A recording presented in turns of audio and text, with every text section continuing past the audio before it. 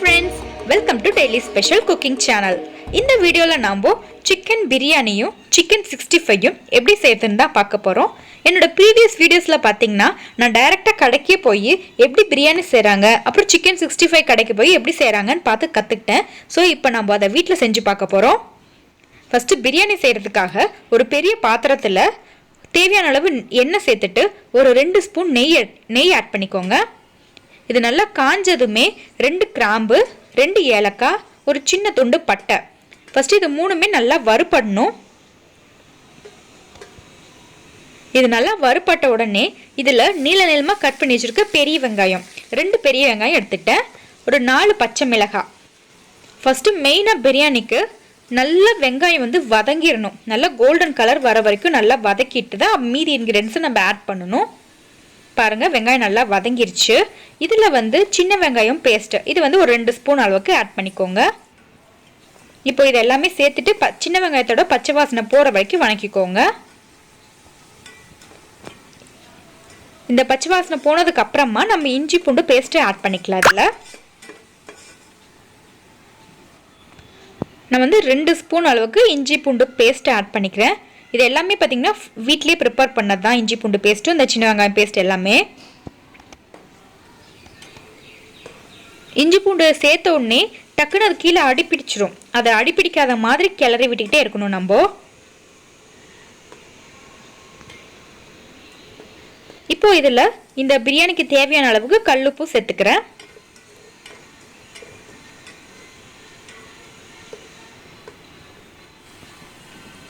இது வந்து Kashmiri chilli powder இது வந்து 2 ஸ்பூன் அளவுக்கு எடுத்துட்டேன். இது நல்லா கலர்ஃபுல்லா இருக்கும். நம்ம எக்ஸ்ட்ரா இது பிரியாணிக்காக கேசரி பவுடர்லாம் ஆட் பண்ண தேவையில்லை. காஷ்மீரி சில்லி பவுடர் ஆட் பண்ணிங்கன்னா அதோட கலரே சூப்பரா இருக்கும். ஆனா பாத்தீங்கன்னா காரம் கம்மியா இருக்கும். காரம் தேவைப்பட்டுச்சுன்னா நம்ம அப்புறம் ஆட் பண்ணிக்கலாம். இது தக்காளி 2 தக்காளி மட்டும் நல்லா மிக்ஸில அடிச்சிட்டு பியூரி மாதிரி சேர்த்துட்டோம். இது வந்து ஒரு 5 நிமிஷம் கொதிக்கணும். தக்காளி நல்லா பபிள்ஸ் மாதிரி வரும். அது வரைக்கும் போதும். பாருங்க பபிள்ஸ் வந்துருச்சு. இதுக்கு அப்புறமா நம்ம வந்து ஒரு கைப்பிடி அளவுக்கு புதினாவும் கொத்தமல்லியும் ஆட் பண்ணிட்டு இது நல்லா பரட்டி விட்டுறலாம். தக்காளி வந்து பிரியாணிக்கு அதிகமா சேர்த்தா அது தக்காளி சாதம் மாட்ட ஆயிரும். ஸோ அதனால தக்காளி மட்டும் அளவா ஆட் பண்ணிக்கோங்க. இது ஒரு 5 நிமிஷம் கொதிச்ச உடனே இதுல வந்து நம்ம தயிர் ஆட் பண்ணிக்கலாம். இது வந்து 3 ஸ்பூன் தயிர் எடுத்துக்கிட்டேன். நான் நல்லா கெட்டியான தயிரை எடுத்துக்கோங்க. தயிர் சேர்த்துட்டு நல்லா பரட்டி விட்டுருங்க. ஒரு 2 நிமிஷம் அப்படியே இருக்கட்டும்.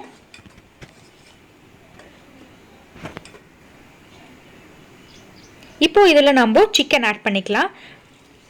இது வந்து 1/2 kg தான் சிக்கன். நான் வந்து 1 கிலோ சிக்கன் வாங்கினோம். அதில் 1/2 kg வந்து 65க்காக எடுத்து வச்சுக்கிட்டேன். மீதி இருக்க 1/2 kg வந்து நான் பிரியாணிக்கு ஆட் பண்ணிட்டேன்.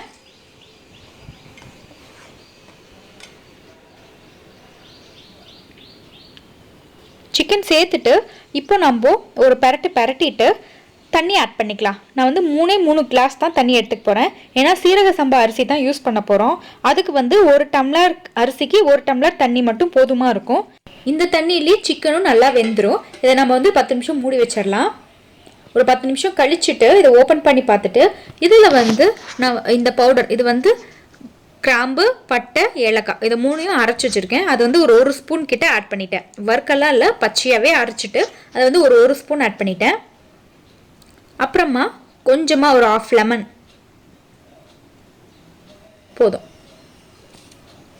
லெமன் புழிஞ்சிட்டு நம்ம வந்து அரிசியும் சேர்த்துக்கலாம்.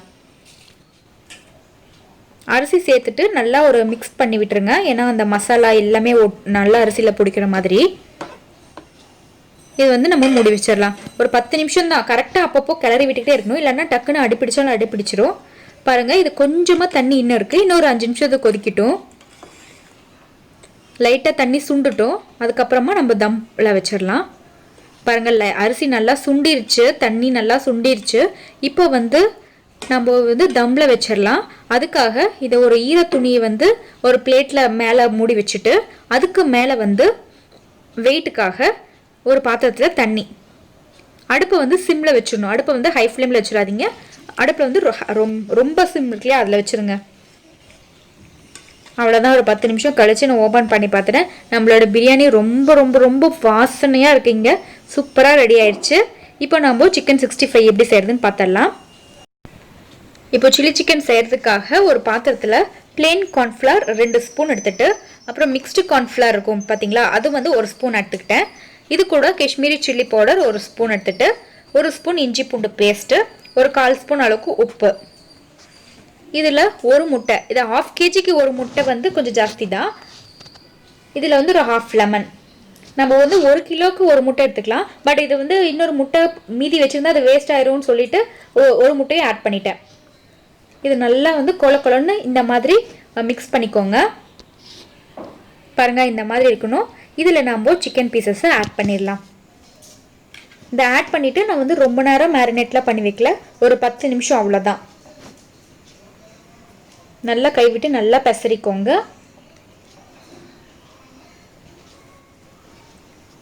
அவ்வளோதான், சூப்பராக பிசைஞ்சாச்சு. இதை ஒரு மூடி போட்டு ஒரு 1/4 மணி நேரம் வச்சிடலாம். இப்போ ஒரு 1/4 மணி நேரம் ஆயிடுச்சு. இப்போ நம்ம சிக்கனை ஃப்ரை பண்ணிடலாம்.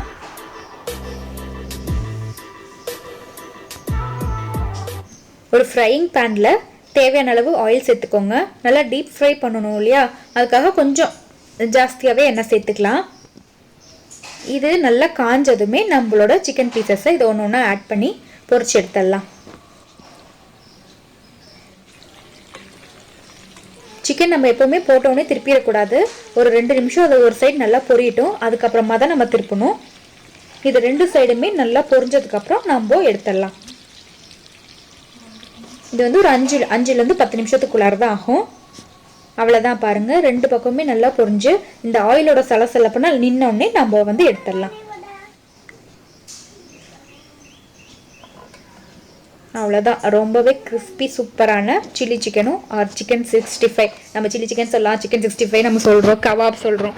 ஓகே, ரெடி ஆயிடுச்சு. இப்போ நம்ம இது ஒரு சாப்பிட்ற பிளேட்டுக்கு மாற்றிக்கலாம். அவ்வளோதான், நம்மளோட கோம்போ பேக் இது இன்னைக்கு. பிரியாணி அப்புறமேட்டுக்கு சிக்கன் 65 ரெண்டுமே ரெடி ஆயிடுச்சு. ஸோ கண்டிப்பாக இதை பார்த்து செஞ்சு பாருங்கள். ரொம்ப ரொம்ப ரொம்ப சிம்பிள், ரொம்பவே டேஸ்ட்டாக இருந்தது இது. இப்போ நம்ம பிரியாணியுமே சாப்பிட்ற பிளேட்டுக்கு மாற்றிக்கலாம். பிரியாணி ரைஸ் பாருங்கள், நல்லா உதிரி உதிரியாக சூப்பராக வந்திருக்கு, நல்லா பலன்னு இருக்கு. இந்த வீடியோ உங்களுக்குலாம் பிடிச்சிருக்குன்னு நினைக்கிறேன். நீங்களும் ட்ரை பண்ணி பாருங்கள். இந்த மாதிரி இன்னும் சூப்பரான வீடியோஸ்க்காக டெய்லி ஸ்பெஷல் குக்கிங் சேனல் இன்னும் சப்ஸ்கிரைப் பண்ணாதவங்க மறக்காமல் சப்ஸ்கிரைப் பண்ணிக்கோங்க. தேங்க்யூ.